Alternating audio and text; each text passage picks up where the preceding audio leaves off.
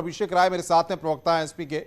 Doctor अभिषेक राय, आपको तो काफी कुछ चीजें साफ हो गई, आपने तो बाकायदा स्क्रिप्ट और लेटर के जरिए काफी कुछ चीजों को साफ कर दिया है, लेकिन ये कैसे आभास हुआ समाजवादी पार्टी को कि एसबी-एसपी और ये पूरी पार्टी लगातार भारतीय जनता पार्टी के साथ गठजोड़ की है और इनके लिए काम कर रही है?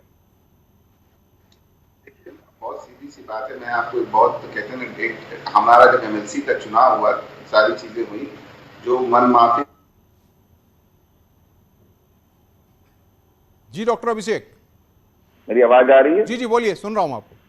जी, चाहे वो एमएलसी हो चाहे वो राज्यसभा के जो इलेक्शंस हुए, उसमें हमारे पास इतने कैंडिडेट्स नहीं थे, हमारे पास इतने वोट्स नहीं थे कि हमें जो वांछित लोगों को चीजें चाहिए थी हम वो उसे प्रोवाइड कर सके। रही बात, हमने सारी चीजें अच्छे करने का प्रयास किया, हमने पूरा गठबंधन धर्म शुरू से निभाया। अभी आपने देखा कि जैसे वो पार्टी जिसके भी बात एसबी-एसपी के महासचिव कर रहे थे कि जो डिनर पार्टी हुई हमारी पार्टी में, वो समाजवादी पार्टी के लिए आहूत थी। और उससे पहले इन्होंने, कहते हैं माननीय ओम प्रकाश राजभर जी ने एक सलाह दी माननीय राष्ट्रीय अध्यक्ष जी को, भी मीडिया के सामने, अगर मुझे आपको सलाह देनी है, अगर आप मेरे से गठबंधन करोगे तो आप आके मुझसे मिलकर बातें करोगे, सीटों पे बात करोगे, मुद्दे पे बात करोगे, कॉमन मिनिमम प्रोग्राम पे बात करोगे। अगर आपको सलाह देनी, माननीय राष्ट्रीय अध्यक्ष जी का खुद का नंबर है। अभी हम एसबी-एसपी को प्रवक्ता को सुन रहे थे, वो कह रहे थे कि आपके कोऑर्डिनेटर कन्वेयर, तो आपने जो गठबंधन किया वो कन्वेयर के साथ नहीं किया था, आपने समाजवादी पार्टी के राष्ट्रीय अध्यक्ष जी के साथ मिलकर एक कॉमन मिनिमम प्रोग्राम पे वो किया था। मैंने बोला ना कि बहुत छोटा सा एग्जांपल मैंने दिया कि वाराणसी की जो घटना हुई, जब इन्हीं अरुण राजभर जी को पर्चा नहीं भरने दिया जा रहा था, वहां पे किस तरह से माननीय ओम प्रकाश राजभर जी पे हमला हुआ। आज वो ये बात आ चुकी है। एसएन सिंह, आपके पास आ रहा हूं मैं। अक्सर कहावतों में कहा जाता है कि सुबह का भूला अगर शाम को घर वापस आ जाए तो उसे भूला नहीं कहा जाता, लेकिन यहां तो कई दिन, कई रातें और काफी वक्त हो चुका है। ऐसे में राजभर साहब को आप एंट्री देने जा रहे हैं? ये भारतीय जनता पार्टी तो भी ऐसा कोई कार्य नहीं करने जा रही है, क्योंकि आप एक वरिष्ठ पत्रकार हैं।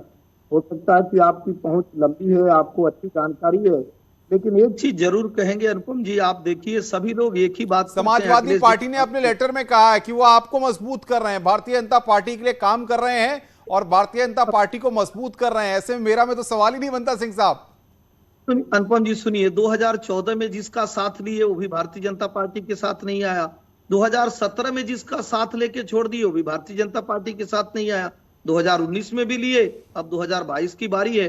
और सब लोगों ने एक चीज लगाया, यही आरोप सभी लोग लगाते हैं, वो किसी का सम्मान नहीं करते हैं, पिताजी का सम्मान नहीं करते हैं, चाचा का सम्मान नहीं करते हैं, सहयोगियों का सम्मान नहीं करते हैं।